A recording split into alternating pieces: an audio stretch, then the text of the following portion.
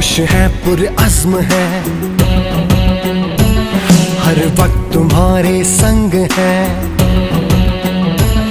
पुरजोश है पुरअज़्म है, हर वक्त तुम्हारे संग है। मुश्किलों के सामने दीवार बन के है खड़े, मुश्किलों क्या मसला है? खराब है, बच्चों की देर हो रही है, उसको स्कूल ले जाना है, मुझे खराब है। अच्छा गाड़ी खराब है तो कितना वक्त लगेगा इसका कुछ पता है? कोई पता नहीं लगता भैया। बच्चों को मैं अपनी गाड़ी में ले चलूँगा स्कूल, क्योंकि स्कूल से देर हो रही है। मुश्किलों के सामने दीवार बन के है खड़े, सर पे कफन बांध के हम घर से चले। हम रखवाले